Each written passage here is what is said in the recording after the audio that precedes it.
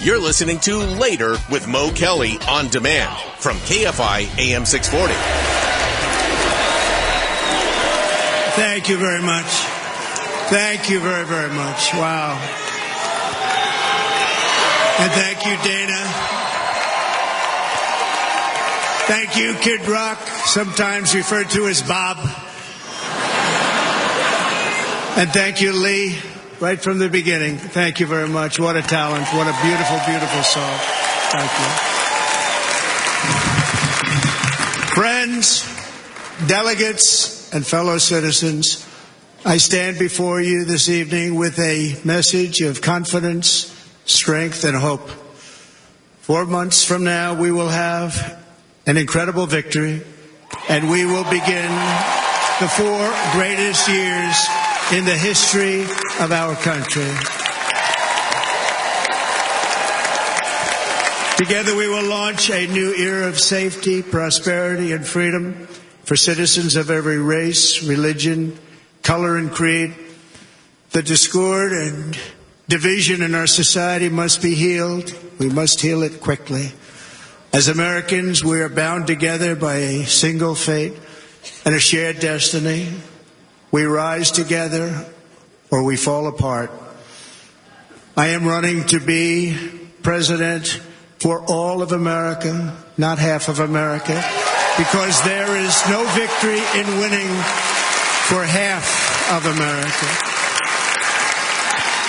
So tonight, with faith and devotion, I proudly accept your nomination for President of the United States. Thank you.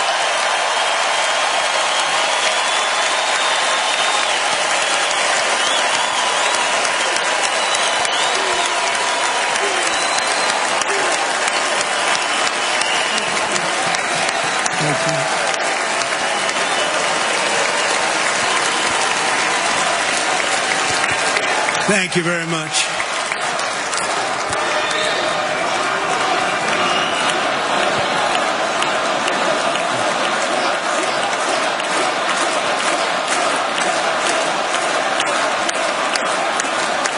Thank you very much.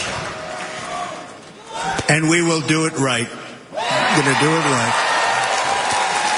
Let me begin this evening by expressing my gratitude to the American people for your outpouring of love and support following the assassination attempt at my rally on Saturday.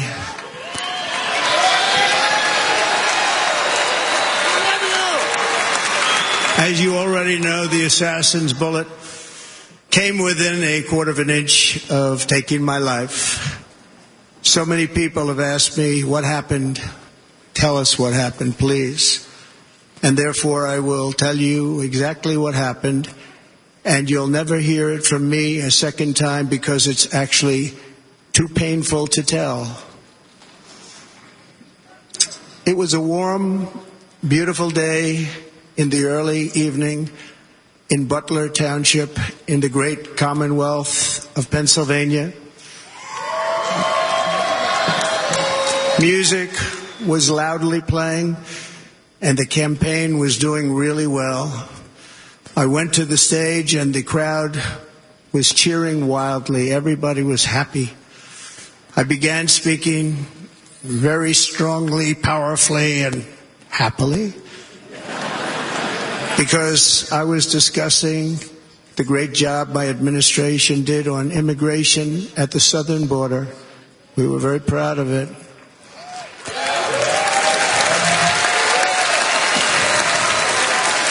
Behind me and to the right was a large screen that was displaying a chart of border crossings under my leadership. The numbers were absolutely amazing. In order to see the chart, I started to, like this, turn to my right and was ready to begin a little bit further turn, which I'm very lucky I didn't do, when I heard a loud whizzing sound and felt something hit me really, really hard on my right ear. I said to myself, wow, what was that? It can only be a bullet. And moved my right hand to my ear, brought it down. My hand was covered with blood, just absolutely blood all over the place. I immediately knew it was very serious, that we were under attack, and in one movement proceeded to drop to the ground. Bullets were continuing to fly as very brave Secret Service agents rushed to the stage, and they really did. They rushed to the stage.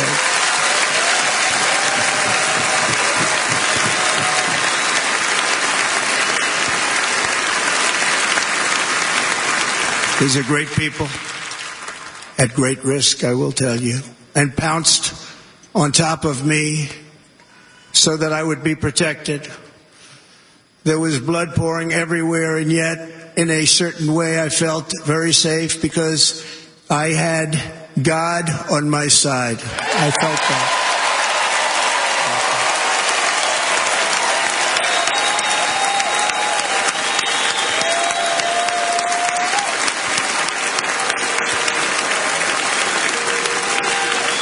The amazing thing is that prior to the shot, if I had not moved my head at that very last instant, the assassin's bullet would have perfectly hit its mark, and I would not be here tonight. We would not be together. The most incredible aspect of what took place on that terrible evening in the fading sun was actually seen later. In almost all cases, as you probably know, and when even a single bullet is fired, just a single bullet, and we had many bullets that were being fired, crowds run for the exits or stampede, but not in this case. It was very unusual.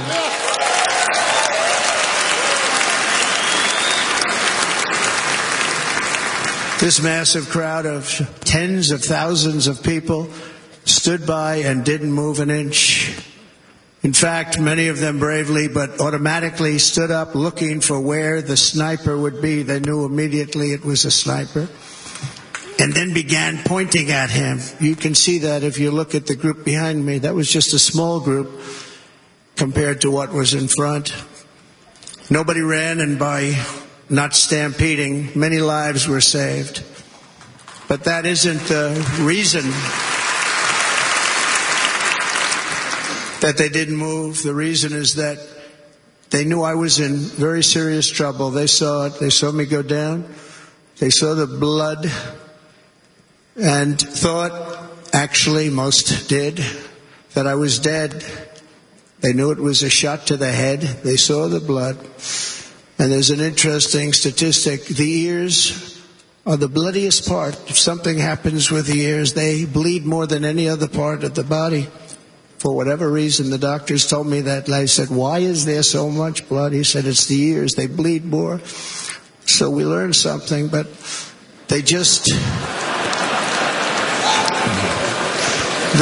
this beautiful crowd, they didn't want to leave me. They knew I was in trouble. They didn't want to leave me. And you can see that love written all over their faces. Incredible people. They're incredible people. Bullets were flying over us, yet I felt serene. But now the Secret Service agents were putting themselves in peril. They were in very dangerous territory. Bullets were flying right over them, missing them by a very small amount of inches. And then it all stopped. Our Secret Service sniper, from a much greater distance, and with only one bullet used, took the assassin's life, took him out.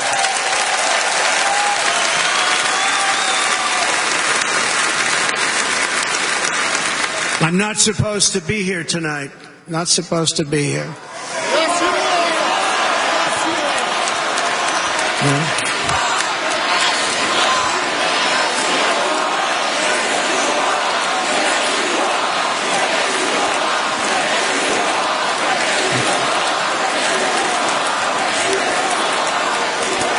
Thank you. But I'm not. And I'll tell you, I stand before you in this arena only by the grace of Almighty God.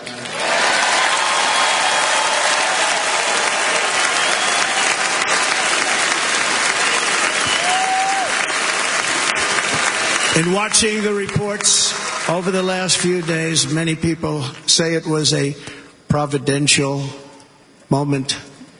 Probably was. When I rose, surrounded by Secret Service, the crowd was confused because they thought I was dead, and there was great, great sorrow. I could see that on their faces as I looked out. They didn't know I was looking out. They thought it was over. But I could see it. I wanted to do something to let them know I was okay. I raised my right arm, looked at the thousands and thousands of people that were breathlessly waiting, and started shouting, "Fight, fight, fight."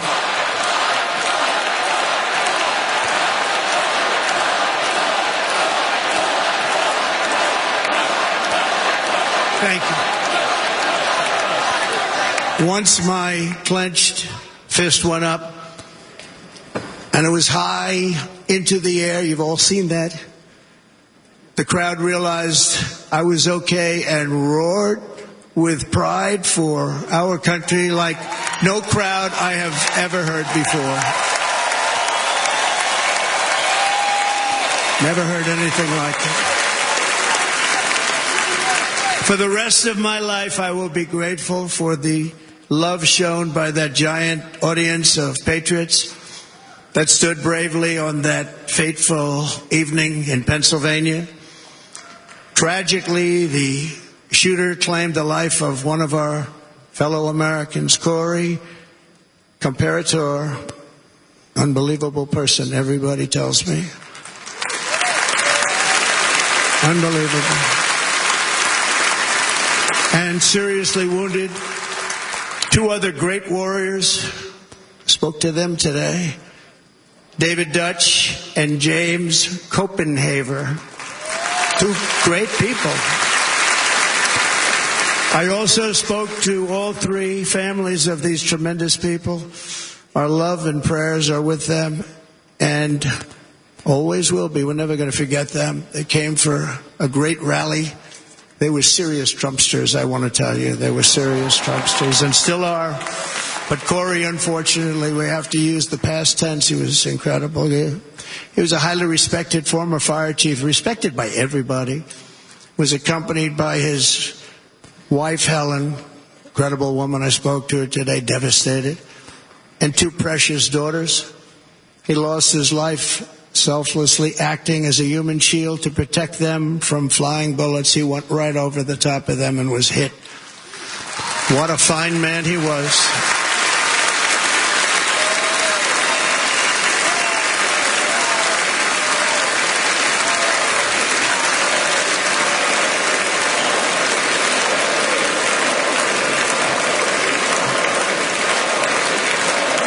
President Trump kissing the helmet of the deceased rallygoer.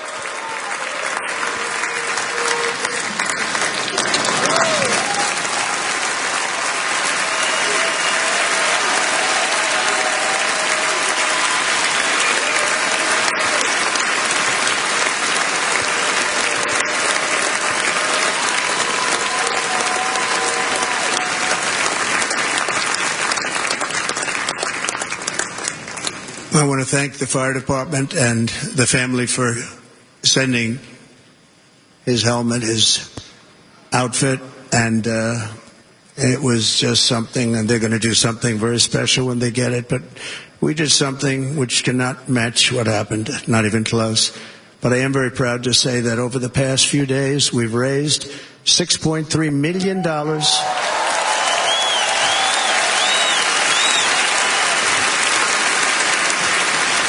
for the families of David, James, and Corey, including from a friend of mine just called up. He sent me a check right here. I just got it. $1 million from Dan Newland. Thank you, Dan. And again, when speaking to the family, I told them, I said, well, I'm going to be sending you a lot of money, but it can't compensate. They all said the same thing. You're right, sir. We appreciate so much what you're doing, but nothing can take the place in the case of Corey. And the other two, by the way, they were very, very seriously injured, but now they're doing very well. They're going to be okay. They're going to be doing very well.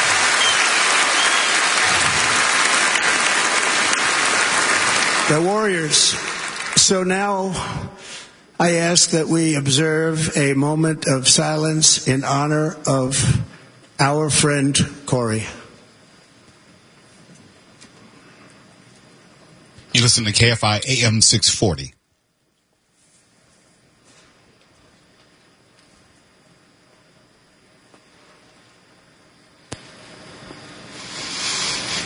There is no greater love than to lay down one's life for others.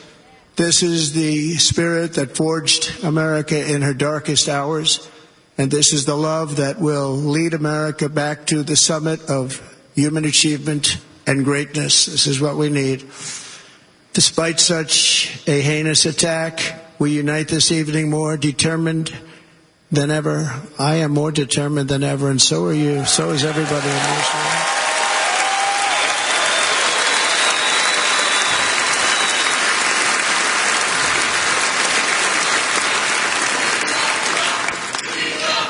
Thank you. Thank you very much.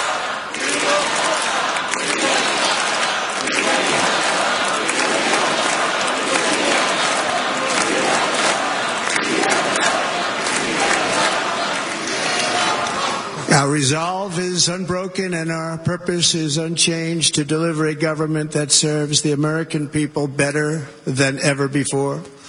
Nothing will stop me in this mission because our vision is righteous and our cause is pure. No matter what obstacle comes our way, we will not break, we will not bend, we will not back down, and I will never stop fighting for you, your family, and our magnificent country. Never.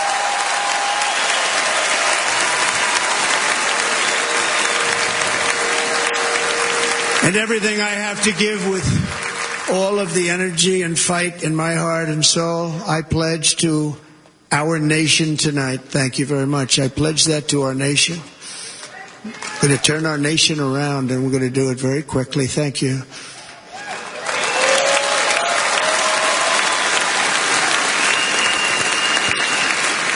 This election should be about the issues facing our country and how to make America successful, safe, free, and great again.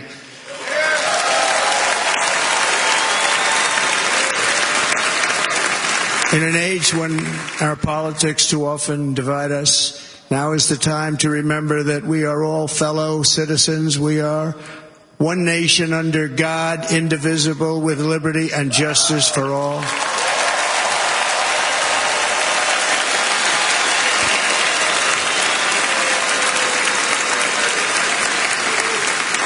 And we must not criminalize dissent or demonize political disagreement, which is what's been happening in our country lately at a level that nobody has ever seen before. In that spirit, the Democrat Party should immediately stop weaponizing the justice system and labeling their political opponent as an enemy of democracy.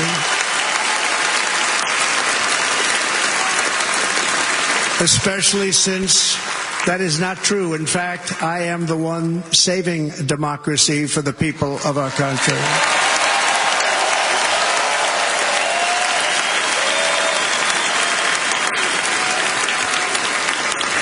And very big news, as you probably just read. On Monday, a major ruling was handed down from a highly respected federal judge in Florida, Eileen Cannon, finding that the prosecutor and the fake documents case against me were totally unconstitutional, and the entire case was thrown out of court. With all of that publicity, thrown out of court. If Democrats want to unify our country, They should drop these partisan witch hunts, which I have been going through for approximately 8 years. And they should do that without delay and allow an election to proceed that is worthy of our people. We're going to win it anyway, but worthy of our people. On this journey, I am deeply honored to be joined by my amazing wife, Melania.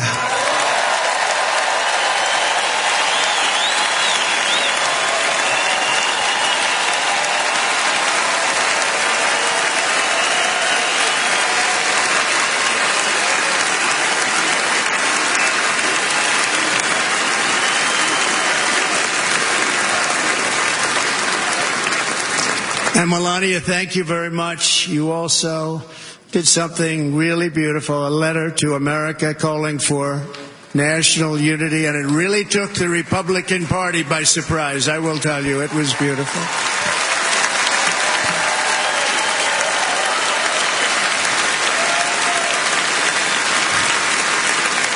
In fact, some very serious people said that we should take that letter and put it as part of the Republican platform. That would be an honor, wouldn't it? Right, Mr. Congressman? But it captivated so many, so I also want to thank my entire family for being here. Don, Kimberly, Ivanka and Jared, Eric and Lara, Tiffany and Michael, Barron. We love our Barron.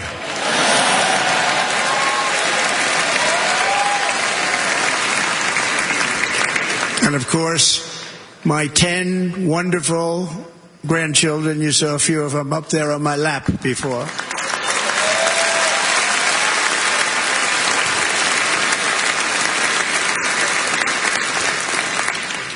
And how good was Dana? Was Dana good? I mean, was he good? He was on probably the only vacation he's had in about, maybe ever, because he works, but about 10 years with his wife, very far away. I won't tell you where, but very, very far away. Beautiful place. And my people called, and he said, I won't be able to do it. This is many, many years. I promised my wife I can't do it. And they came in, they said, Dana won't be able to do it because he was my first, second, and third choice. I said, well, that's too bad, but I understand he's away, and it's good. It's good for him. And that was it. About 30 minutes later, she came back in, sir, Dana just called. He's going to do it. And his wife, she said, you can't turn him down. You just can't do it. You have to go. That's a good wife.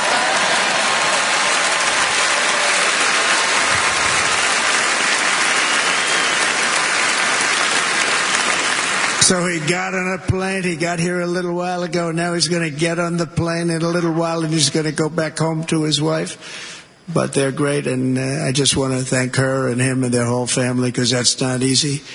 And Kid Rock, same thing. Called, he said, I want to be a part of it. I want to be a part, because, Kid does his great song, Big, Big Monster song. I had no idea. He became a friend of mine over the last 10 years. And he's amazing. Everyone loves him. I didn't even know how big he was. He has rallies, 35, 40,000 people he gets every time he goes out. I think he's making so much money he doesn't know what the hell to do with it. You want to know? And then we have my other friend, and I've known him so long, and we took that song, and it was a big success, but we made that. I saw a chart of great songs to America. That was #1 on the chart recently, #1. So that's Lee Greenwood, a very special, beautiful person. He's a beautiful man. But they all wanted to be here. They called. And how about the Hulkster? How good was he? Is he? Where is he? Boy, oh boy.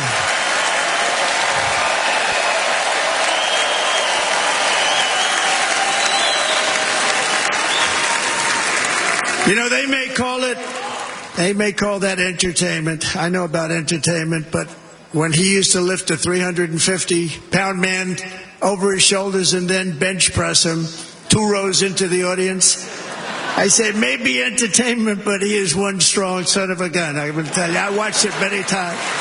There aren't a lot of entertainers that can do that, right? You were fantastic. Thank you very much. Followed by Eric. What was that all about? Boy, that was good. I didn't want to really come up here.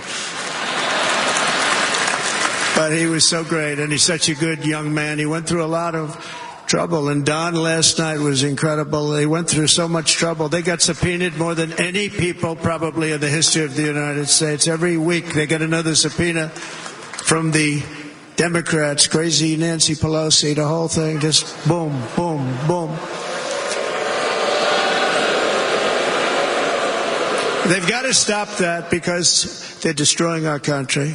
We have to work on making America great again, not on beating people. And we won. We beat them and all. We beat them on the impeachments. We beat them on indictments. We beat them. But the time that you have to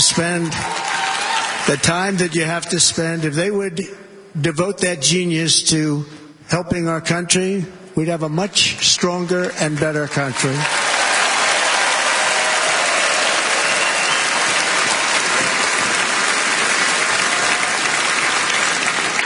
And Jason, the biggest star in country music. Jason, thank you for being here. Jason, thank you very much. You're listening to KFI AM 640 Los Angeles in Orange County. I like his wife even better, by the way. She's here. Thank you, Jason.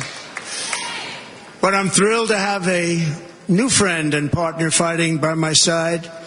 The next Vice President of the United States, the current Senator from Ohio, J.D. Vance, and his incredible wife, Usha.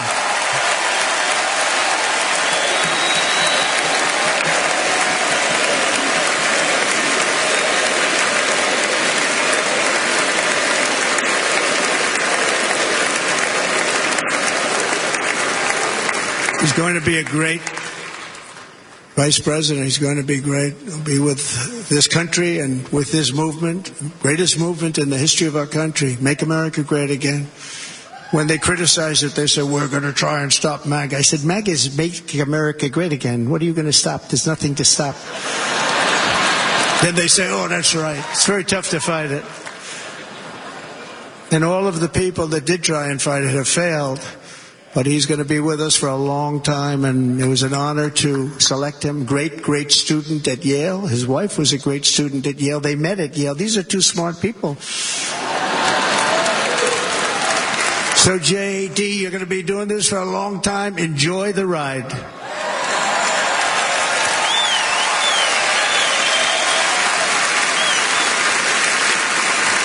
And a very special thank you to the extraordinary people of Milwaukee and the great state of... Oh, there they are. There they are. You are so easy to spot. And Green Bay's going to have a good team this year, right? They're going to have a good team. They're going to have a good team. Most of the audience doesn't like it, but it's true. You're going to have a very good team this year. And by the way, Wisconsin, we are spending over $250 million here creating jobs and other economic development all over the place. So I hope you will remember this in November and give us your vote. I am trying to buy your vote. I'll be honest about that.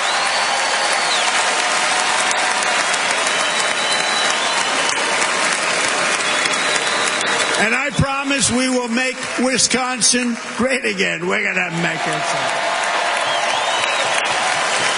Thank you, Mr. Governor. Thank you very much. Thank you. I'm here tonight to lay out a vision for the whole nation, to every citizen, whether you're a young or old man or woman, Democrat, Republican or independent, black or white, Asian or Hispanic. I extend to you a hand of loyalty and of friendship. Together we will lead America to new heights of greatness like the world has never seen before. We were right there in the first term. We got hit with COVID. We did a great job. Nobody knew what it was, but nobody's ever seen an economy pre-COVID. And then we handed over a stock market that was substantially higher than just prior to COVID. Coming in, did a great job. Never got credit for that. We got credit for the war and defeating ISIS and so many things, the great economy, the biggest tax cuts ever, the biggest regulation cuts ever, the creation of Space Force, the rebuilding of our military. We did so much. We did so much. Right to try. Right to try is a big deal. We got right to try. They were trying to get that for 52 years. Somebody's terminally ill. And hopefully there's nobody in this audience, but it does happen a lot. They're terminally ill and they can't use our new space-age drugs and other things that we are way ahead. We have the greatest doctors in the world, the greatest laboratories in the world, and you can't do it. They've been trying to get that approved for 52 years. Wasn't that easy? The insurance companies didn't want to do it. They didn't want the risk. The labs didn't want to do it because if it didn't work, people are pretty far down the line toward death. They didn't want to do it. The doctors didn't want to have it on their records, so I got everybody into an office. 52 years they tried. Sounds simple, but it's not. And I got them to agree that somebody that needs it will, instead of going to Asia or Europe or someplace, or if you have no money, going home and dying, just die. We got them to sign an agreement, agree to it, where they're not going to sue anybody. They're going to get all of this stuff. They're going to get it really fast. And what's happened is we're saving thousands and thousands of lives. It's incredible. Right to try. It's a great feeling. Under our leadership, the United States will be respected again. No nation will question our power. No enemy will doubt our might. Our borders will be totally secure. Our economy will soar.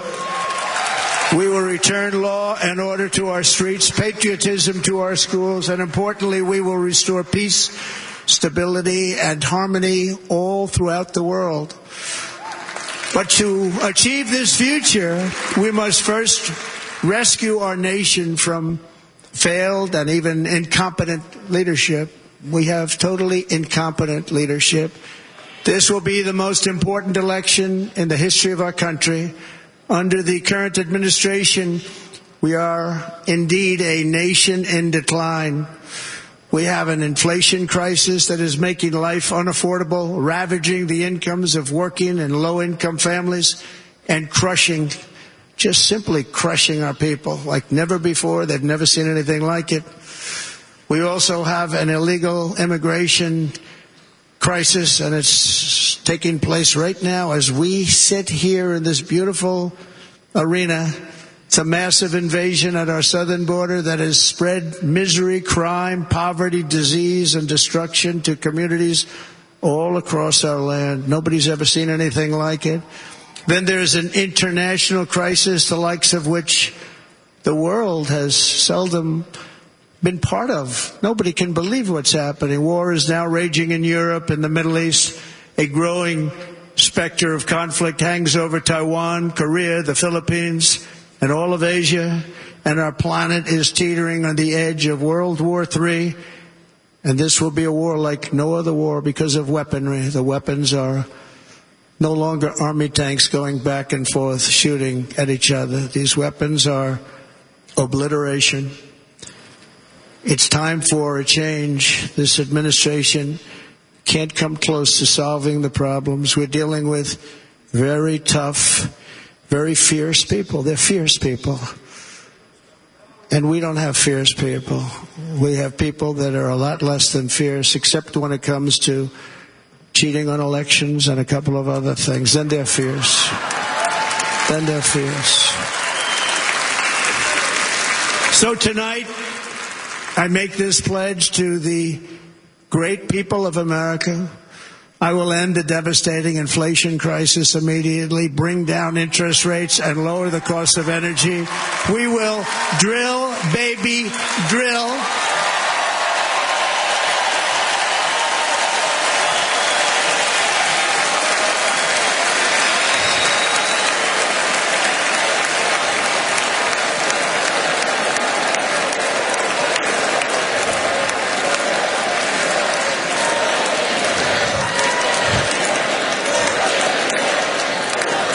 Can you believe what they're doing?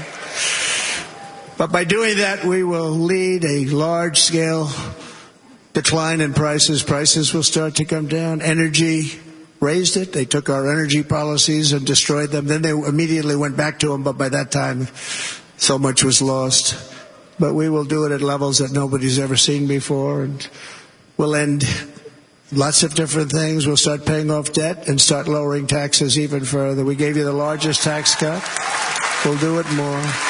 You know, people don't realize I brought taxes way down, way down, and yet we took in more revenues the following year than we did when the tax rate was much higher. Most people said, how did you do that? Because it was incentive. Everybody was coming to the country. They were bringing back billions and billions of dollars into our country. The companies made it impossible to bring it back. The tax rate was too high, and the legal complications were far too great. I changed both of them, and hundreds of billions of dollars by Apple and so many other companies were brought back into our nation, and we had an economy the likes of which no nation had ever seen. China, we were beating them at levels that were incredible. And they know it. They know it. We'll do it again, but we'll do it even better. I will end the illegal immigration crisis by closing our border and finishing the wall, most of which I've already built.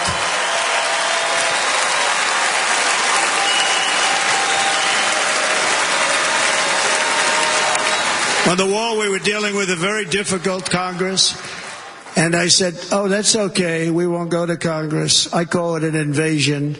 We gave our military almost $800 billion.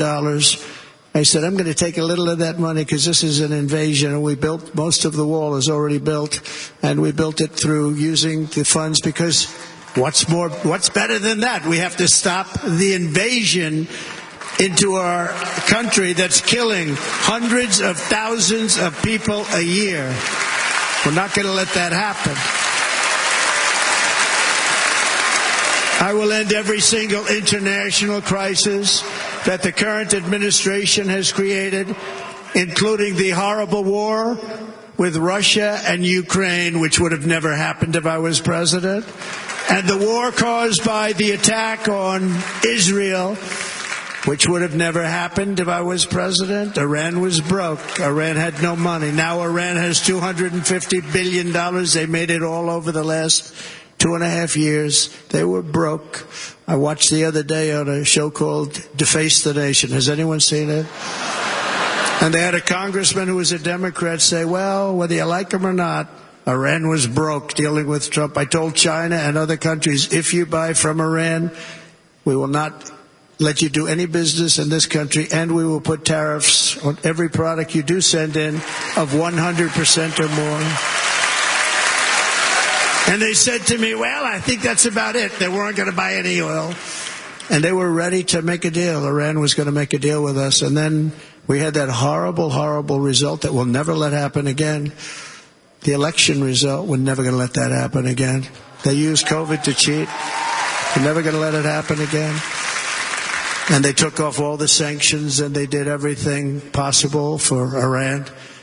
And now Iran is very close to having a nuclear weapon, which would have never happened. This is a shame what this administration, the damage that this administration has done. And I say it often.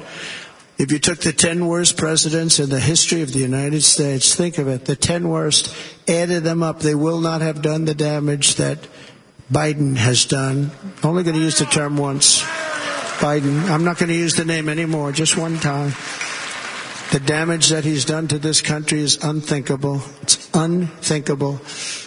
Together we will restore vision, strength, competence, and we're going to have a thing called common sense making most of our decisions, actually. It's all common sense.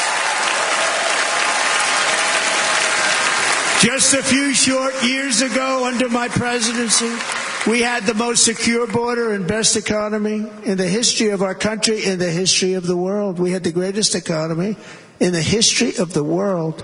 We had never done anything like it. We were beating every country, including China, by leaps and bounds. Nobody had seen anything like it. We had no inflation. Soaring incomes were going. Nobody can believe it. You can't believe what happened 4 years ago is happening now in reverse. And the world was at peace. Inflation has been a killer for our country. No matter what you make it doesn't matter, because inflation is eating you alive. People that were putting away money, they were making great wages, the highest they've ever made, but they were putting away a lot of money. Now they are just being destroyed. They're not putting away anything. They're barely living. They're going into savings accounts. They're taking out their money to live because of inflation. Inflation, remember, it's called a country buster. You can go back to Germany from 100 years ago. You can go back to any country that suffered great inflation. We've suffered the worst inflation we've ever had. But go back and see what's happened to those countries. We've had the worst inflation we've ever had under this person. But in less than 4 years, our opponents have turned incredible success into unparalleled tragedy and failure. It's been a tremendous failure. Today, our cities are flooded with illegal aliens. Americans are being squeezed out of the labor force and their jobs are taken. And by the way, you know who's taking the jobs that are created? 107% of those jobs are taken by illegal aliens. And you know who's being hurt the most by millions of people pouring into our country? The black population and the Hispanic population, because they're taking the jobs from our black population, our Hispanic population, and they're also taking them from unions. The unions are suffering because of it. Thank you. Thank you. I like you too. You're listening to KFI AM 640. Inflation has wiped out the life savings of our citizens and forced the middle class into a state of depression and despair. That's what it is. It's despair and depression. We cannot and will not let this continue. Less than 4 years ago, we were a great nation, and we will soon be a great nation again. We're going to be a great nation again.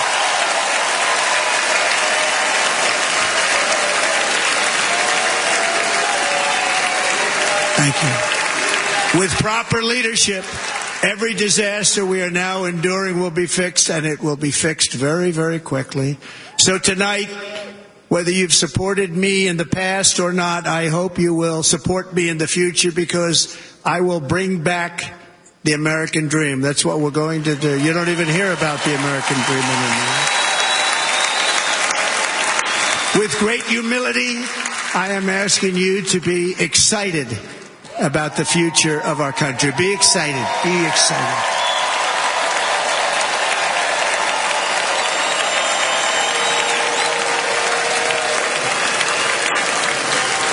And by the way, the news reports, look at all of those big networks. Look at them. They're all here. But every one of them has said this could be the most organized, best run, and most enthusiastic convention of either party that they've ever seen. Every single one.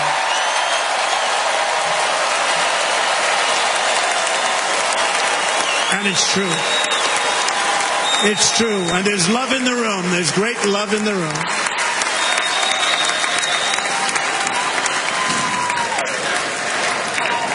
So I better finish strong. Otherwise, we'll blow it, and we can't let that happen. Now, this was great. All of the great people that spoke, and everybody hit a home run. I mean, there's not one that I can think of where I said, oh, gee, that wasn't great. Every single person. I refuse to be the only one. Don't do that to me. They're already getting ready. See, I gave them an idea.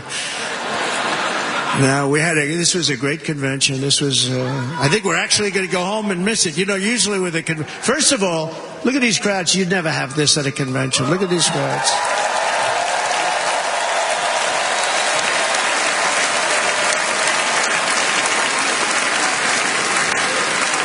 Love. It's about love. This week, the entire Republican Party has formally adopted an agenda for America's renewal, and you saw that agenda, and it's very short compared to the long, boring, meaningless agendas of the past, including the Democrats. They write these things that are hundreds of pages long, and they never read them after they're done. In their case, fortunately, they don't read them because they're pretty bad. It's a series of bold promises that we will swiftly implement when you give us a Republican House And Mr. Speaker, thank you very much. We have our great Speaker of the House with us tonight. Mr. Speaker, thank you very much. Thank you. A Republican Senate, we have many senators here. And send me back to our beautiful White House just a few short months from now. We're talking about just months. It can't come fast enough. We have to get it done. First, we must get economic relief to our citizens. Starting on day one, we will drive down prices and make America affordable again. We have to make it affordable. It's not affordable. People can't live like this. Under this administration, our current administration, groceries are up 57%, gasoline is up 60 and 70%, mortgage rates have quadrupled. And the fact is, it doesn't matter what they are because you can't get the money anyway. You can't buy houses. Young people can't get any financing to buy a house. The total household costs have increased an average of $28,000 per family under this administration. Republicans have a plan to bring down prices and bring them down very, very rapidly. By slashing energy costs, we will in turn reduce the cost of transportation, manufacturing, and all household goods. So much starts with energy. And remember, we have more liquid gold under our feet than any other country by far. We are a nation that has the opportunity to make an absolute fortune with its energy. We have it, and China doesn't. Under the Trump administration, just 3.5 years ago, we were energy independent. But soon, we will actually be better than that. We will be energy dominant and supply not only ourselves, but we will supply the rest of the world with numbers that nobody has ever seen, and we will reduce our debt, $36 trillion. We will start reducing that, and we will also reduce your taxes still further. Next, and by the way, they want to raise your taxes 4 times. Think of it. And all my life, I grew up watching politicians. I always loved politics. I guess I was on the other side. I'd watch and they were always talking about, we will give you a tax cut. We will give you a tax cut. My whole life I was watching, I will give you a tax cut, right, Mr. Congressman? That's all they talked about. This is the only administration that said, we're going to raise your taxes by 4 times what you're paying now, and people are supposed to vote for them? I've never heard it. You're paying too much. We're going to reduce your taxes still further. We gave you the biggest one, as I said. We're going to give you more, and it's going to lead to tremendous growth. We want growth in our country. That's what's going to pay off our debt.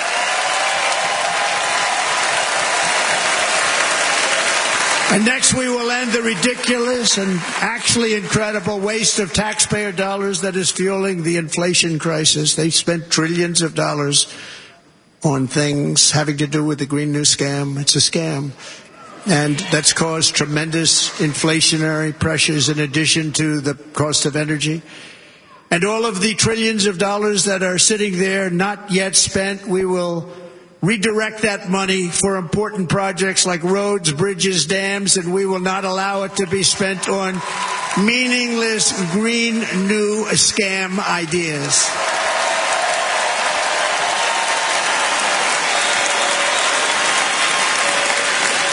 And I will end the electric vehicle mandate on day one.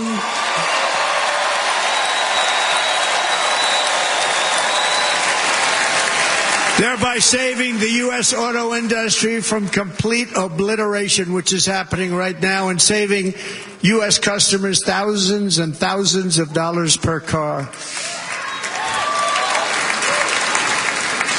And right now, as we speak, large factories just started are being built across the border in Mexico. So with all the other things happening on our border, and they're being built by China to make cars and to sell them into our country. No tax, no anything. The United Auto Workers ought to be ashamed for allowing this to happen. And the leader of the United Auto Workers should be fired immediately. And every single auto worker, union and non-union, should be voting for Donald Trump, because we're going to bring back car manufacturing, and we're going to bring it back fast.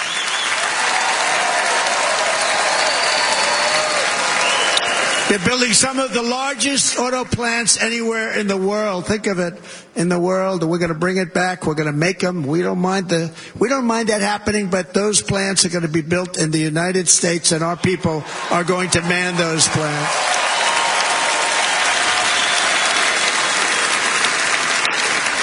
And if they don't agree with us, we'll put a tariff of approximately 100 to 200% on each car, and they will be unsellable in the United States. We have long been taken advantage of by other countries. And think of it, oftentimes these other countries are considered so-called allies. They've taken advantage of us for years. We lose jobs, we lose revenue, and they gain everything and wipe out our businesses, wipe out our people. I stopped it for 4 years. I stopped it.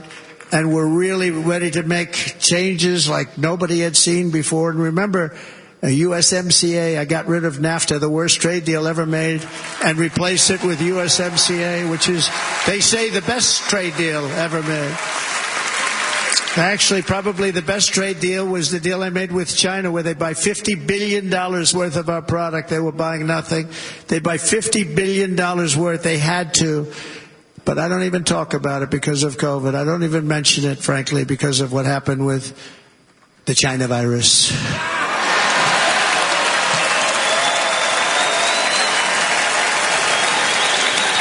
We will not let countries come in, take our jobs, and plunder our nation. They come and do that. They plunder our nation. The way they will sell their product in America is to build it in America. Very simple. Build it in America and only in America.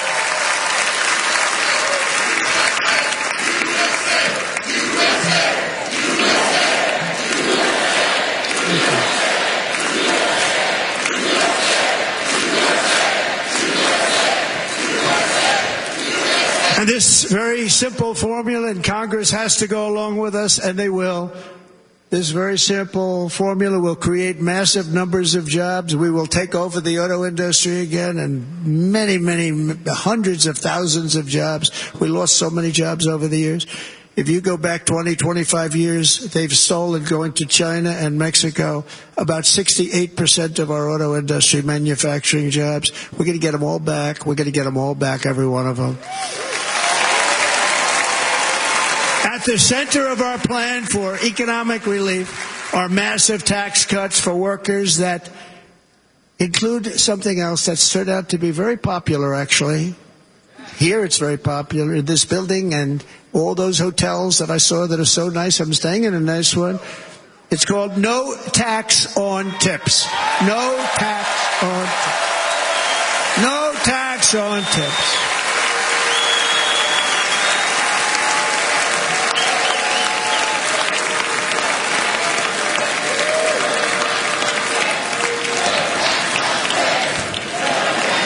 I got that by having dinner recently in Nevada, where we're leading by about 14 points. Hello. I'll see you there very soon, everybody.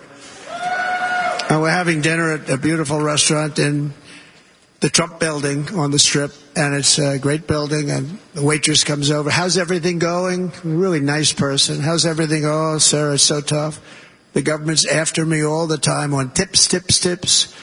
I said, well, they give you cash. Would they be able to find him? She said, actually, and I didn't know this, she said, very little cash is given. It's all put right on the check. And they come in and they take so much of our money, it's just ridiculous. And they don't believe anything we say. And they've just hired, as you know, 88,000 agents to go after him even more. And I said, this shows the level of my, most people go out, they hire consultants, they pay millions of dollars. But I said to her, let me just ask you a question. Would you be happy if you had no tax on tips? She said, what a great idea. I got my information from a very smart waitress. That's better than spending millions of dollars. You're listening to KFI AM 640. Everybody loves it. Waitresses and caddies and drivers and everybody. It's a large group of people that are being really hurt badly. They make money. Let them keep their money. I'm going to protect Social Security and Medicare. Democrats are going to destroy Social Security and Medicare because all of these people, by the millions they're coming in, they're going to be on Social Security and Medicare and other things, and you're not able to afford it. They are destroying your Social Security and your Medicare. Under my plan, incomes will skyrocket, inflation will vanish completely, jobs will come roaring back, and the middle class will prosper like never, ever before, and we're going to do it very rapidly.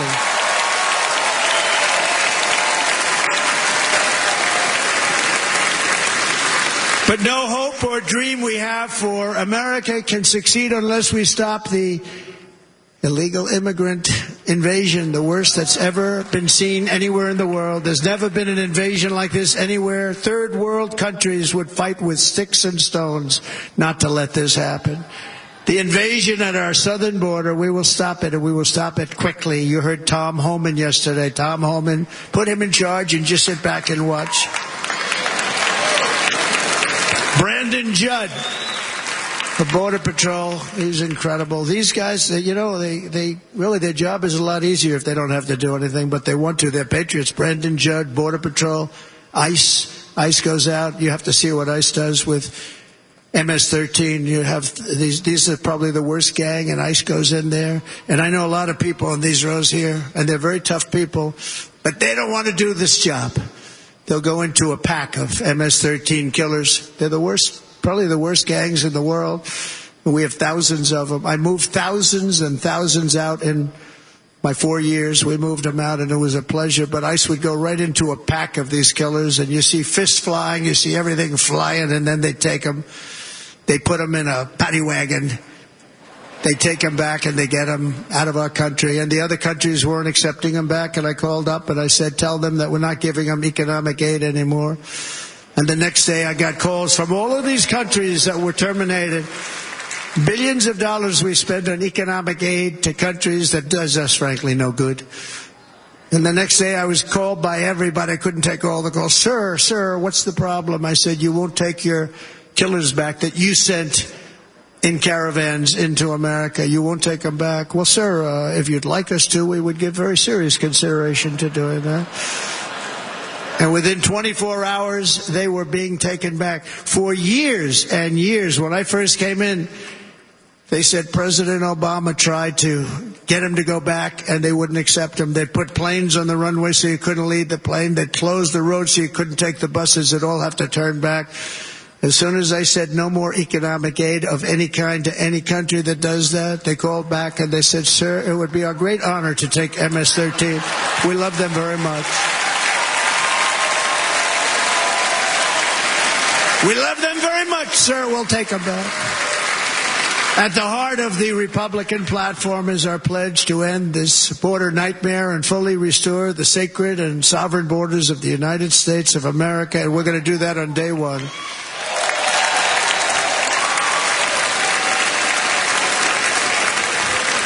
That means two things on day one, right? Drill, baby, drill, and close our borders.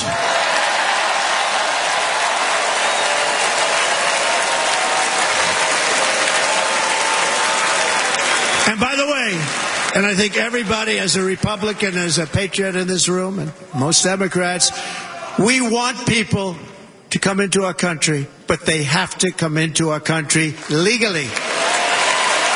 Legally. Less than 4 years ago, I handed this administration the strongest border in American history.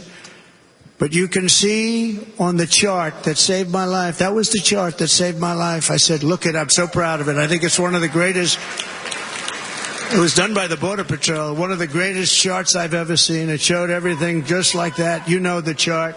Oh, there it is. That's pretty good. Wow. Last time I put up that chart, I never really got to look at it. But without that chart, I would not be here today.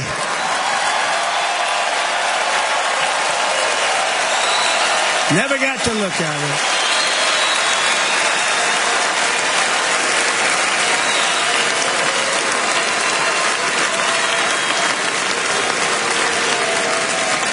I said, you got to see this chart. I was so proud of it, and by the time I got to there, I never got to see it that day.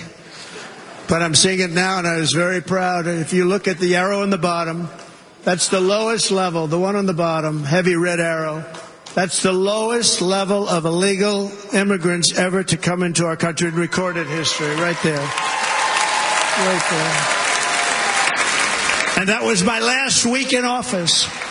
And then you see what happened after I left. Look at the rest. And if you go out a little bit further, it's getting to be a little bit old, but I love it anyway, right? But you can go much higher with those numbers. Look what happened right after that. The invasion began. We had the opposite. We stopped the invasion, but the invasion that we stopped was peanuts by comparison to what happened after I left. Look at what happened after I left. They took over our country. We ended all catch and release. We shut down asylum fraud. We stopped human trafficking and forged historic agreements to keep illegal aliens on foreign soil. We want them to stay on their soil. Under the Trump administration, if you came in illegally, you were apprehended immediately and you were deported. You went right back. The current administration terminated every single one of those great Trump policies that I put in place to seal the border. I wanted a sealed border. Again, come in, but come in legally. You know how unfair it is? So many people, hundreds of thousands of people have been working for years to come into our country. And now they see these people pour into our country at levels that are unprecedented. It's so unfair. And we're not going to do it. We're not going to stand for it. They suspended wall construction, ended remain in Mexico. We had a policy, remain in Mexico. You think that was easy to get from the Mexican government? But I said, you must give it to us. If you don't give it to us, there will be repercussions. And they gave it to us. But not easy.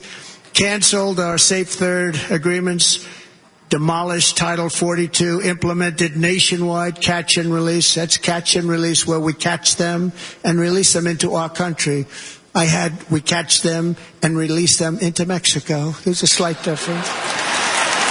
And took 93, this is the previous administration, 93 executive actions to throw open our border to the world. The entire world is pouring into our country because of this very foolish administration. The greatest invasion in history is taking place right here in our country.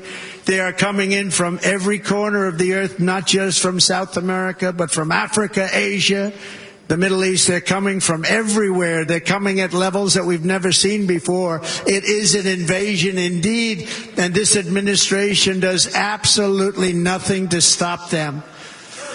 They're coming from prisons. They're coming from jails. They're coming from mental institutions and insane asylums. The press is always on me because I say this. Has anyone seen Silence of the Lambs? The late, great Hannibal Lecter. He'd love to have you for dinner. That's insane asylums. They're emptying out their insane asylums. And terrorists are coming in at numbers that we've never seen before. Bad things are going to happen. Meanwhile, our crime rate is going up, while crime statistics all over the world are going down, because they're taking their criminals and they're putting them into our country. A certain country, and I happen to like the president of that country very much, but he's been getting great publicity because he's a wonderful shepherd of the country. He says how well the country's doing because their crime rate is down. And he said he's training all of these rough people. They're rough. He's training them. And I've been reading about this for 2 years. I think, oh, that's wonderful. Let's take a look at it. But then I realized he's not training them. He's sending all of his criminals, his drug dealers, his people that are in jails, he's sending them all to the United States. And he's different in that he doesn't say that. He's trying to convince everybody what a wonderful job he does in running the country. Well, he doesn't do a wonderful job. And by the way, if I ran one of the countries, many countries from all over, I would be worse than any of them. I would have had the place totally emptied out already.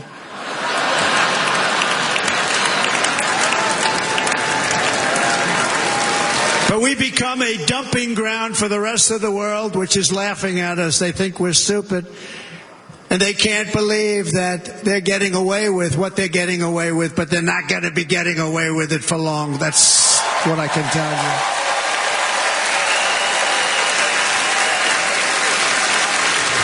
In Venezuela, Caracas, high crime. Caracas, Venezuela, really a dangerous place, but not anymore. Because in Venezuela, crime is down 72%. In fact, if they would ever win this election, I hate to even say that, we will have our next Republican convention in Venezuela because it will be safe. Our cities will be so unsafe we will not be able to have it there. In El Salvador, murders are down by 70%. Why are they down?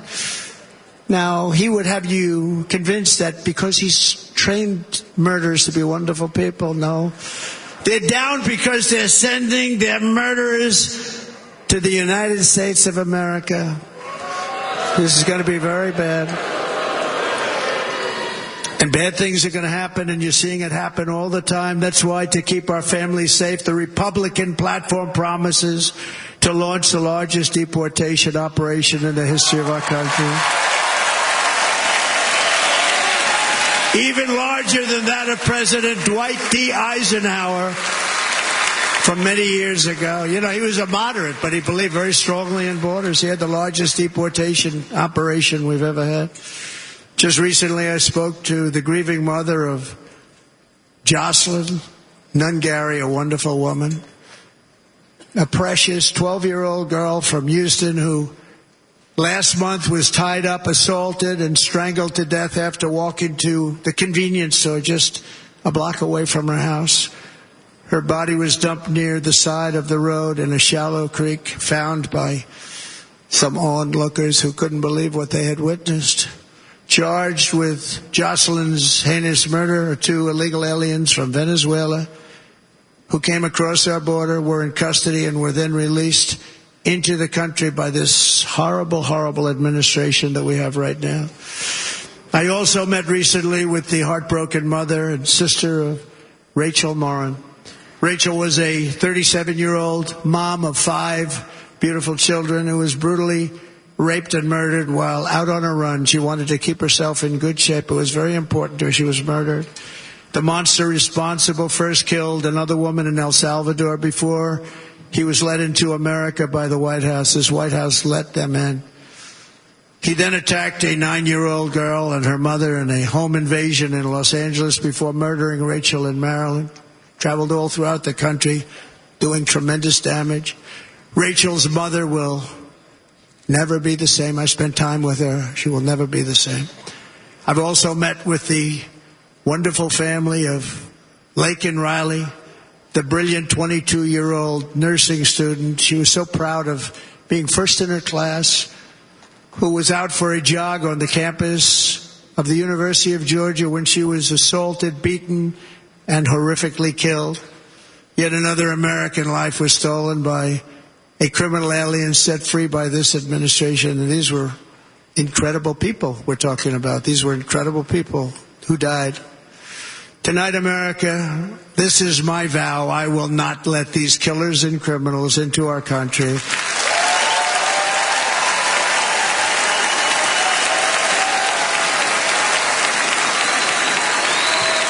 I will keep our sons and daughters safe. As we bring security to our streets, we will help bring stability to the world. I was the first president in modern times to start no new wars. You know, we were the toughest. We were the most respected. And you saw this. Hungry, strong country, run by a very powerful, tough leader. Tough guy. Press doesn't like him because he's tough. And he came out recently. They were asking him at an interview, the whole world is exploding. What's happening? What's going on? Viktor Orban, Prime Minister of Hungary, very tough man.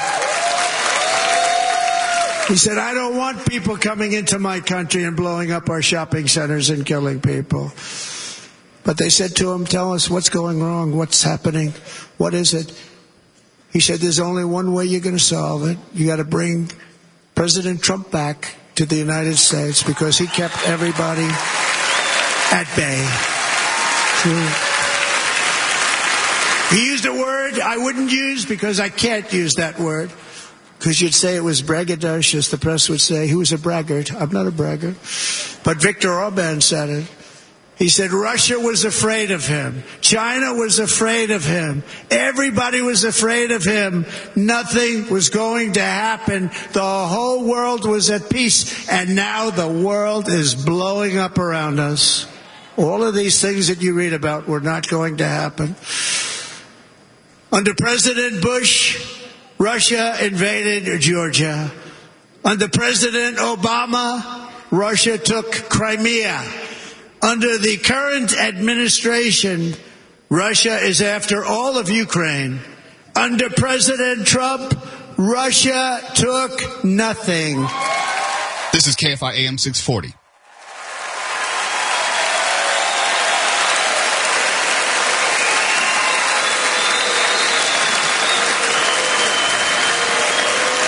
We defeated 100% of ISIS in Syria and Iraq. Something that was said to take 5 years, sir. It'll take 5 years, sir. We did it in a matter of a couple of months. We have a great military. Our military is not woke. It's just some of the fools on top that are woke.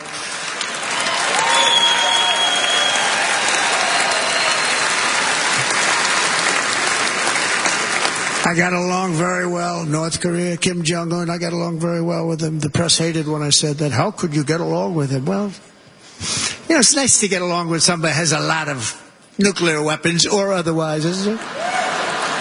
See, in the old days, they'd say, that's a wonderful thing. Now they say, how could you possibly do that? But no, I got along with them, and we stopped the missile launches from North Korea. Now North Korea is acting up again, but when we get back, I get along with him. He'd like to see me back, too. I think he misses me, if you want to know the truth.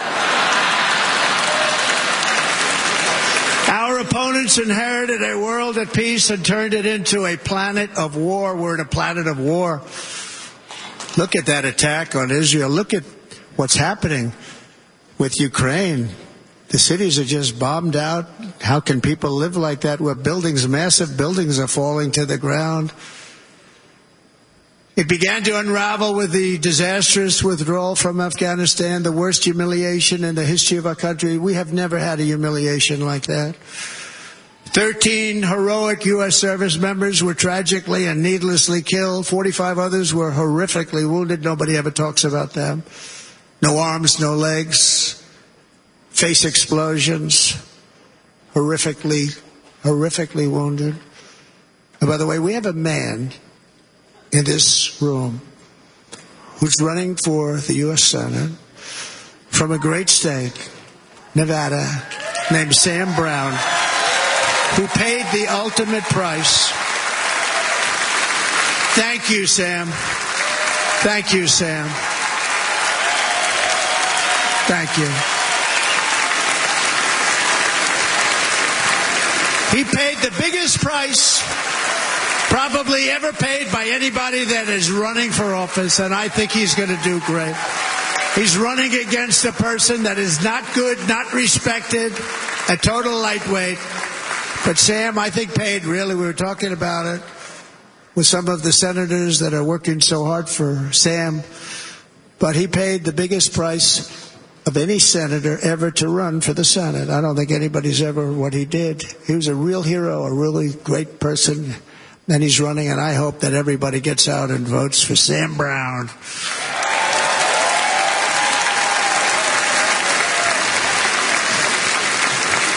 And we also left behind $85 billion worth of military equipment, along with many American citizens were left behind.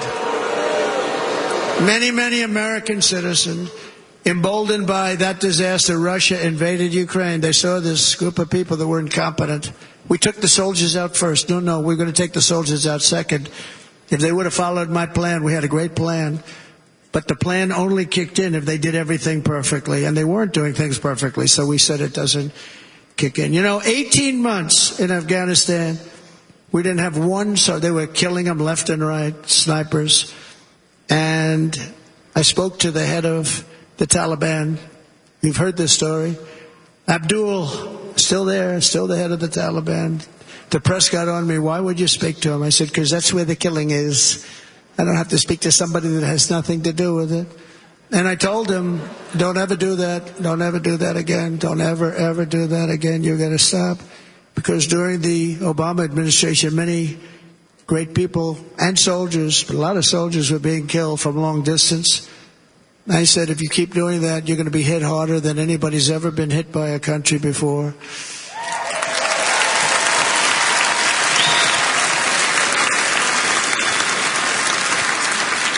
And he said, I understand, Your Excellency. He called me Your Excellency.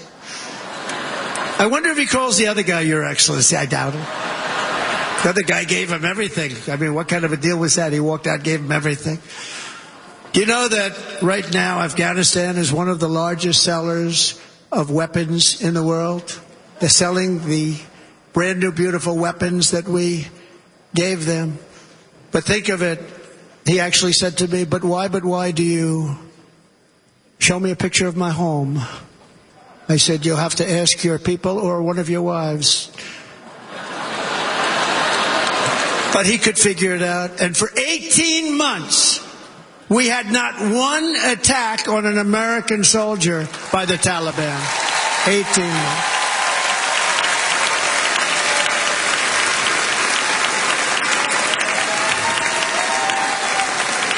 And then we had that horrible day where soldiers were killed. I was not there because of a ridiculous election.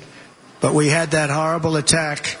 And they also gave up Bagram, one of the biggest bases anywhere in the world, air bases anywhere in the world, the longest runways, most powerful, hardened, thickened runways. We gave it up. And I liked it not because of Afghanistan. I liked it because of China. It's 1 hour away from where China makes their nuclear weapons. And you know who has it now? China has it now. We were keeping that. And now China is likewise circling Taiwan, and Russian warships and nuclear submarines are operating 60 miles off the coast in Cuba. Do you know that? No, the press refuses to write about it. If that were me running this country and we had nuclear submarines in Cuba, I will tell you that headlines every day would be, what's wrong with our president? You don't even hear this. You're not hearing about this. Russia has nuclear submarines and warships 60 miles away, Mr. Congressman, from Miami, by the way, happens to be here. Correct? In Cuba. And that would not be stood for if it were somebody else. They don't want to mention it, but now maybe they will. And the entire world, I tell you this, we want our hostages back, and they better be back before I assume office, or you will be paying a very big price.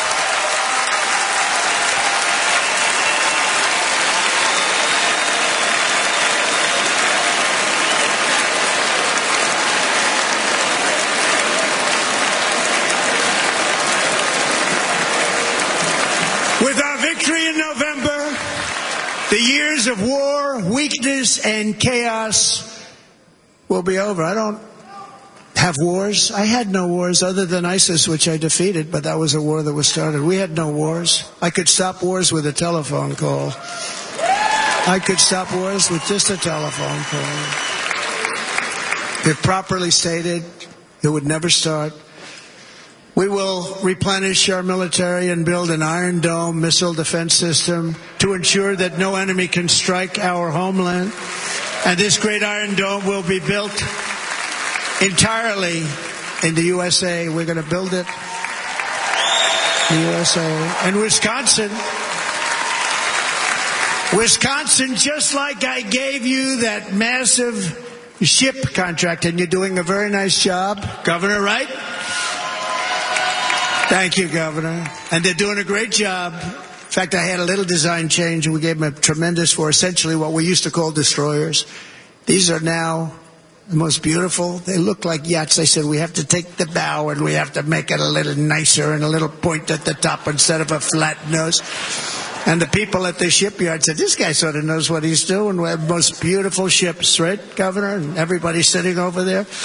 And it was a big contract that everybody wanted. I gave it to Wisconsin, but we're going to have a lot of that built right here in the state of Wisconsin and all other states. Israel has an Iron Dome. They have a missile defense system. 342 missiles were shot into Israel, and only one got through a little bit. It was badly wounded. It fell to the ground, but most of them are. And Ronald Reagan wanted this many years ago, but we really didn't have the technology many years ago. Remember, they called it Starship, spaceship, anything to mock him. But he was a very good president, very, very good. But now we have unbelievable technology. And why should other countries have this and we don't? No, we're going to build an Iron Dome over our country, and we're going to be sure that nothing can come and harm our people. And again, from an economic development standpoint, we're going to make it all right here. No more sending it out to other countries in order to help. It's America first. America first. We will unleash the power of American innovation, and as we do, we will soon be on the verge of finding the cures to cancer, Alzheimer's disease, and many other diseases. We're going to get to the bottom of it. You remember this gentleman that I don't want to mention other than one time I had to, because when you say you're the 10 worst, I had to do it. I didn't want anybody to be confused. But this man said, we're going to find a cure to cancer. Nothing happened. We're going to get to the cure for cancer and Alzheimer's and so many other things. We're so close to doing something great. But we need a leader that will let it be done. We will not have men playing in women's sports. That will end immediately.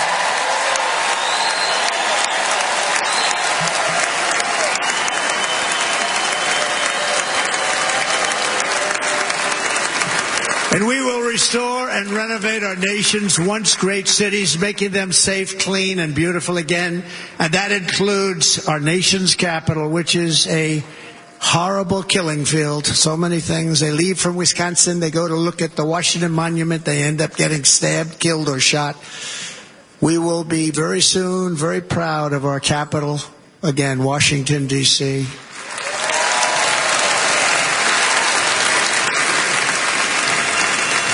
America is on the cusp of a new golden age, but we will have the courage to seize it. We're going to take it. We're going to make it a current. We're going to bring this into a golden age like never seen before. Remember this, China wants to do it. Japan wants to do it. All of these countries want to do it. We have to produce massive amounts of energy if we're going to produce the new.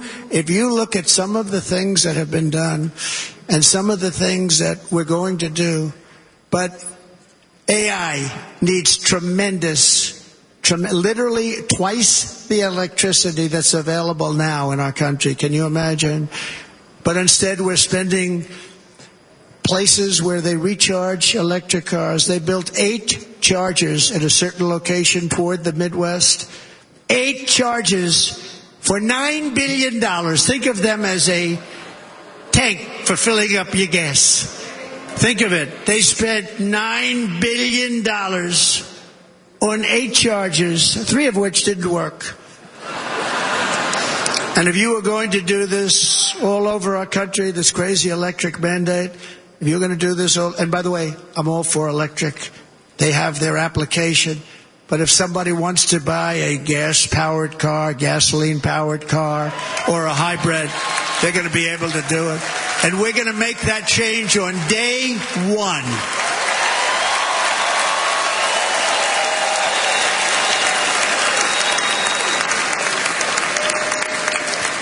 So to conclude, just a few short days ago, my journey with you nearly ended. We know that.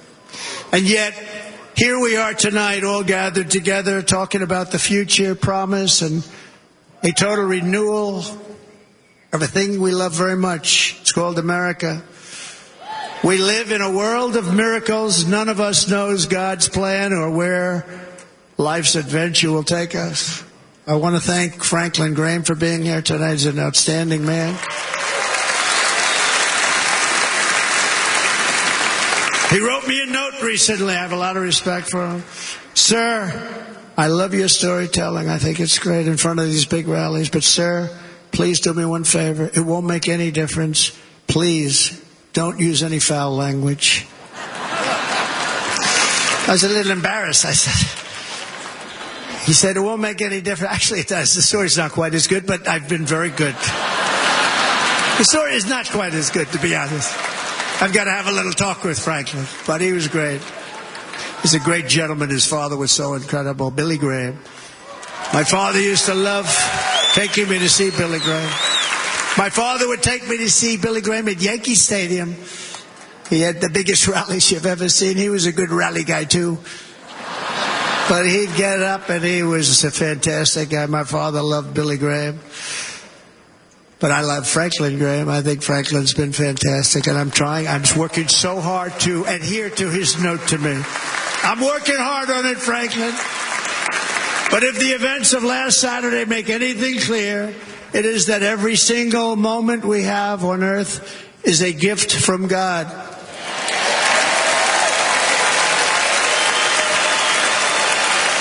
We have to make the most of every day for the people and for the country that we love.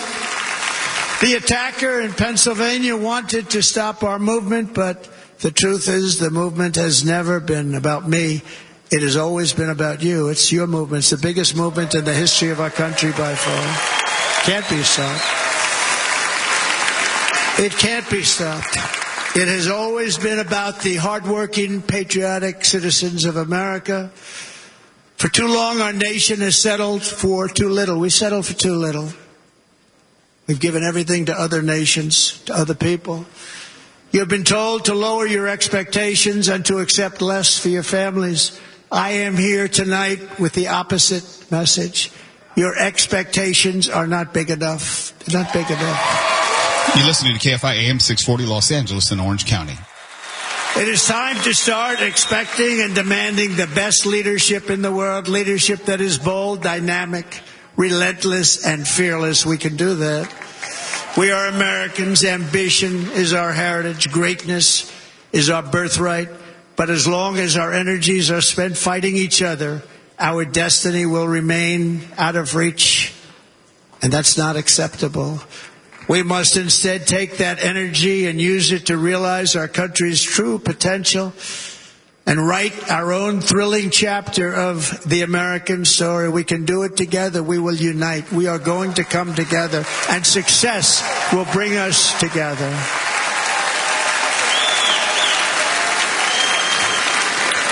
It is a story of love, sacrifice, and so many other things. And remember the word, devotion. It's unmatched devotion. Our American ancestors crossed the Delaware, survived the icy winter at Valley Forge, and defeated a mighty empire to establish our cherished republic. They fought so hard, they lost so many. They pushed thousands and thousands of miles across a dangerous frontier, taming the wilderness to build a life and a magnificent home for their family.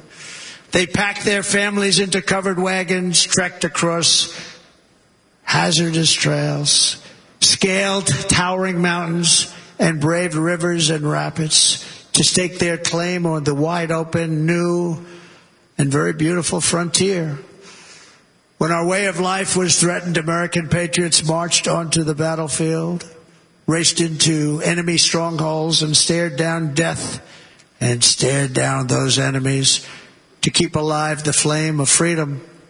At Yorktown, Gettysburg, and Midway, they joined the roll call of immortal heroes. So many heroes, so many great, great people. And we have to cherish those people. We can't forget those people. We have to cherish those people.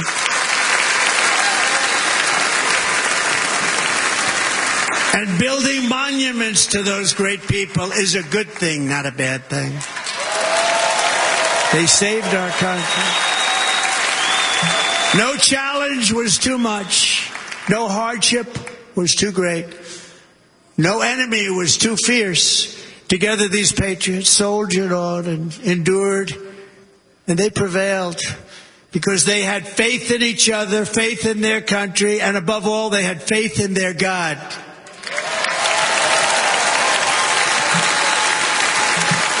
Just like our ancestors, we must now come together, rise above past differences.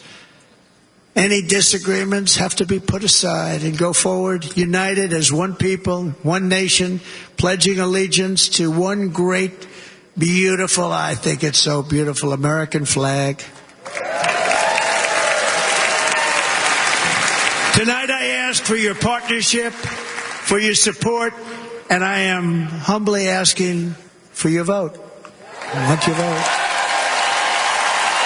Going to make our country great again. Every day I will strive to honor the trust you have placed in me, and I will never, ever let you down. I promise that. I will never let you down. To all of the forgotten men and women who have been neglected, abandoned, and left behind, you will be forgotten no longer. We will press forward, and together we will win, win, win.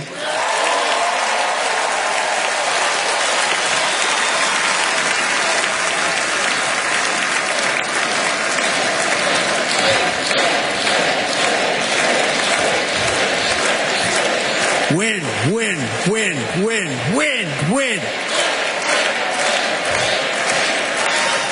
Nothing will sway us, nothing will slow us, and no one will ever stop us. No matter what dangers come our way, no matter what obstacles lie in our path, we will keep striving toward our shared and glorious destiny. And we will not fail. We will not fail. Together we will save this country. We will restore the republic. And we will usher in the rich and wonderful tomorrows that our people so truly deserve. America's future will be bigger, better, bolder, brighter, happier, stronger, freer, greater, and more united than ever before.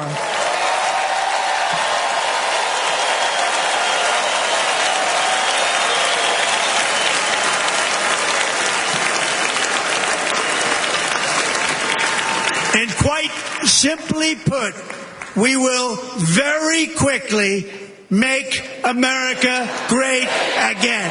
Thank you very much. Thank you very much, Wisconsin. God bless you. God bless you, Wisconsin, and God bless the United States of America, our great country. Thank you very much, everybody. Thank you. And there you have it. Former President Trump finished his very long address. I want to say it was about an hour and 35, maybe an hour and 40 minutes he spoke. Some on the teleprompter, some off the teleprompter. If you're still watching the proceedings, former First Lady Melania Trump has now joined him on stage.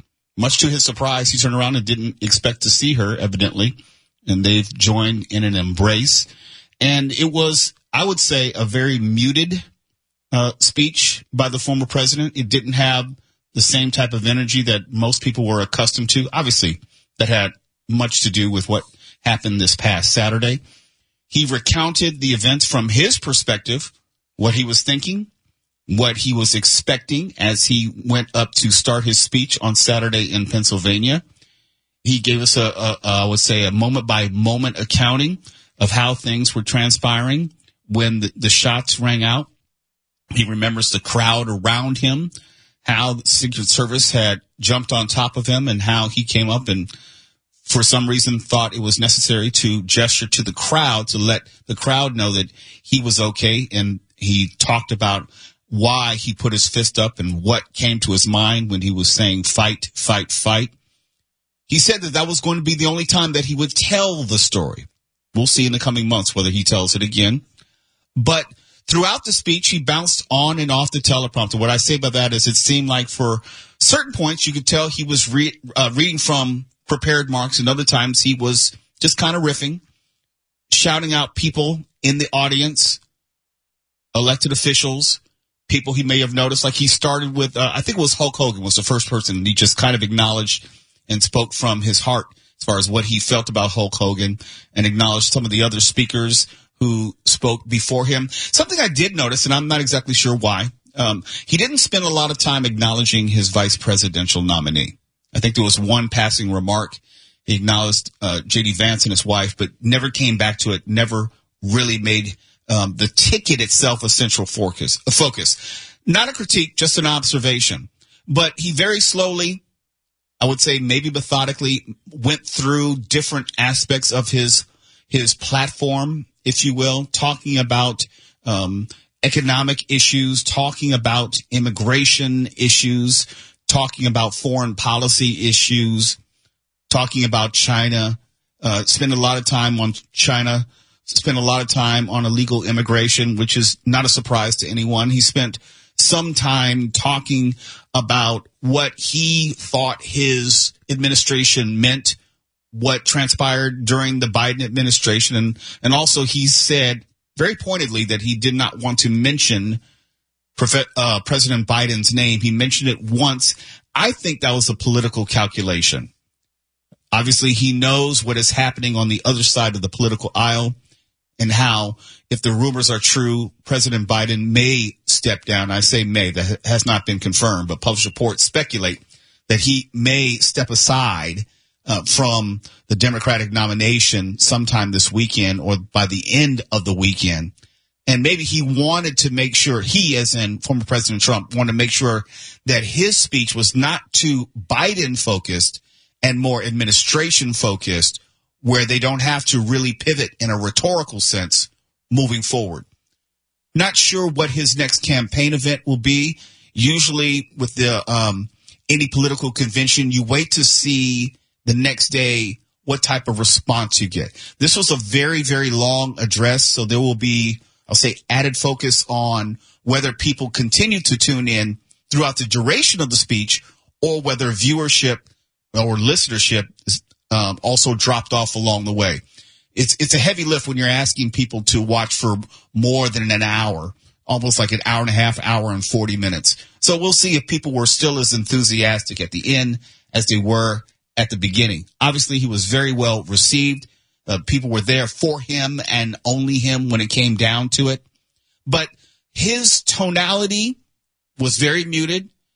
It had a tone of reconciliation. He spoke of unity. We'll see whether he continues that throughout the rest of the campaign or whether it was just something for this moment. But it was a different Donald Trump as far as his previous rally posturing. It was a different Donald Trump relative to the type of rhetoric that he was offering in support of his candidacy. Now, there were some moments he made his typical jabs and barbs, talking about the China flu and things of that nature, but he didn't go as deep or as hard that I think you and I are accustomed him to doing. And we'll see whether this is just for this particular occasion or whether it's something we'll see. It's a decided change in his rhetoric, in his presentation, in his how he approaches this campaign. Now, there was a point in the piece where he said he wanted to be, and I'm paraphrasing, I can't quote him, that he wanted to be a president for everyone, not just half the country. Hopefully, he can measure up to that. Hopefully, he will live up to that, because I want every president, regardless of political stripes, to be a president for all the country, not just your political party. And that's the question which is being put before the American people. Who do you think will be best for all the country, not necessarily just the D or the R next to the person's name? And all this is going to change greatly when we find out what is going to happen with the Democrats, because it's not just whether Joe Biden steps aside. That doesn't I should say, we shouldn't assume that just because Joe Biden steps aside, that there will be someone else in that presidential slot. There's going to be an open convention, an open nomination, which means we don't know who that presidential nominee will be. We don't know who the vice presidential nominee will be. There is so much which has to be decided, and I try to caution everyone against trying to predict it or thinking that because of the momentum of the past 2 to 3 weeks that it's a done deal for Donald Trump. History has shown that that's not necessarily the case, and I think Mark Thompson said it the best. Even though 4 months may be a short amount of time, in politics, it's forever. And there's so much which is going to happen between now and then, which is going to change our feeling and perspective about this race. I would look at this tonight as more like a fireside chat with Donald Trump. It was not a speech in the conventional sense in any way. It was not seemingly full of prepared marks. It was more extemporaneous. It was more off the cuff. He was kind of riffing with the audience more times than not. And it just seemed like he was down 2 or 3 levels as far as the loudness of his rhetoric, the pointed nature of his rhetoric. And it could be because of what happened last Saturday. I'm quite sure it's part of it, but I don't know if it's all of it. But this is something that I think was calculated on his part. By extending this speech by an extra 30 or 40 minutes, because on the rundown, he was only slated to speak maybe 35, 40 minutes. He was supposed to start at 7:30, and the telecast was supposed to end at 8 o'clock West Coast time, 10 o'clock Milwaukee time. But when else would Donald Trump have ABC, NBC, CBS, MSNBC, CNN, Fox News, News Nation, Newsmax, and 10 other networks and hundreds of other network affiliates around the country carrying his message nonstop, uninterrupted, no commercials? To have that captive of an audience for that long of the time, there was no reason for him to be quick about his words. There was no reason for him to finish quickly. There was no reason for him to turn back all that media coverage over to those local stations and those cable networks. There was no reason to allow them to go back to their coverage and just give analysis and bring the RNC to a premature end. He had a captive audience around the world, and he was not going to give it up. And that makes perfect sense, because he would not have that again, where he would be able to speak uninterrupted and unopposed, not even in a presidential debate. This won't come for him or anyone else for any time in the near future. So the RNC has come to a close. Former President Trump has offered his remarks, and we'll see what happens with the Democrats over this weekend. And then we'll do the same thing with the DNC in August, when the Democrats have their turn. It's Later with Mo Kelly, KFI AM 640. We're alive everywhere on the iHeartRadio app. You're listening to Later with Mo Kelly on demand from KFI AM 640.